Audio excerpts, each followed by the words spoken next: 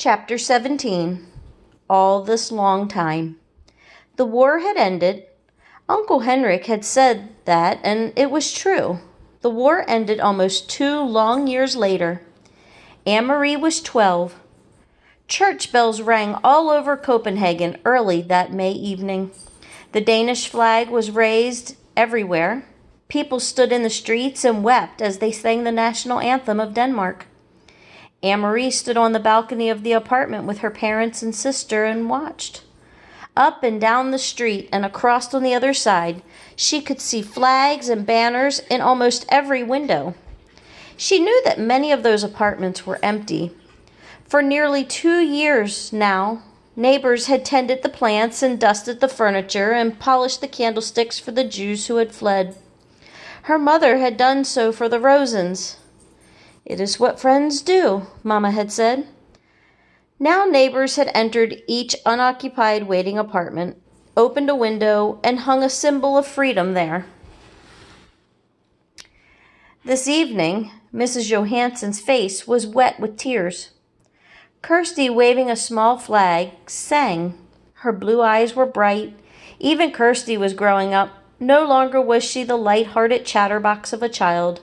Now she was taller, more serious, and very thin.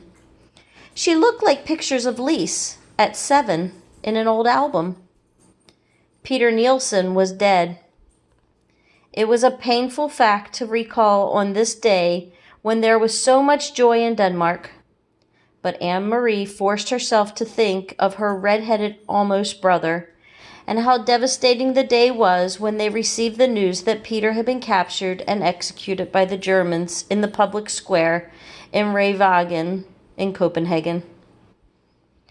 He had written a letter to them from prison the night before he was shot. It had said simply that he loved them, and that he was not afraid, and that he was proud to have done what he could for his country and for the sake of all free people. He had asked in the letter to be buried beside Lise. But even that was not to be for Peter. The Nazis refused to return the bodies of the young men they shot at Ravhagen. They simply buried them there where they were killed and marked the graves only with numbers. Later, Anne-Marie had gone to the place with her parents, and they had laid flowers there on the bleak, numbered ground. That night, Anne-Marie's parents told her the truth about Lisa's death at the beginning of the war. "She was part of the resistance too," Papa explained. "Part of the group that had fought for our country in whatever ways they could." "We didn't know," Mama added. "She didn't tell us. Peter told us after she died." "Oh, Papa," Anne-Marie cried.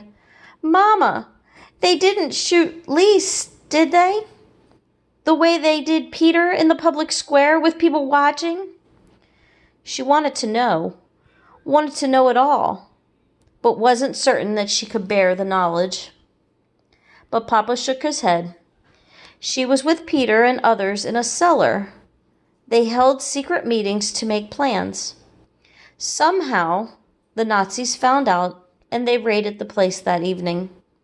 They all ran different ways, trying to escape. Some of them were shot, Mama told her sadly. Peter was shot in the arm. Do you remember that Peter's arm was bandaged and in a sling at Lisa's funeral? He wore a coat over it so that no one would notice, and a hat to hide his red hair. The Nazis were looking for him.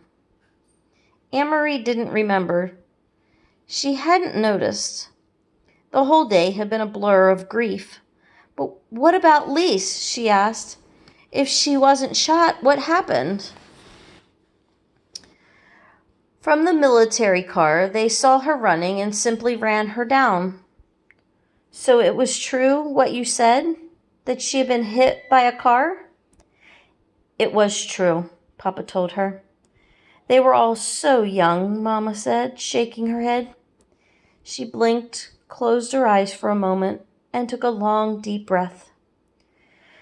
"So very, very young," with so much hope. Now remembering Lise, Anne-Marie looked from the balcony down into the street. She saw that below, amid the music, singing, and the sound of the church bells, people were dancing. It brought back another memory, the memory of Lise so long ago, wearing the yellow dress, dancing with Peter on the night that they announced their engagement. She turned and went to her bedroom, where the blue trunk still stood in the corner, as it had all these years. Opening it, Anne-Marie saw that the yellow dress had begun to fade. It was discolored at the edges where it had laid so long in folds. Carefully, she spread open the skirt of the dress and found the place where Ellen's necklace lay hidden in the pocket. The little Star of David still gleamed gold. "Papa," she said, returning to the balcony where her father was standing with the others, watching the rejoicing crowd. She opened her hand and showed him the necklace. "Can you fix this? I have kept it all this long time. It was Ellen's." Her father took it from her and examined the broken clasp. "Yes," he said, "I can fix it. When the Rosens come home, you can give it back to Ellen." "Until then," Anne-Marie told him, "I will wear it myself."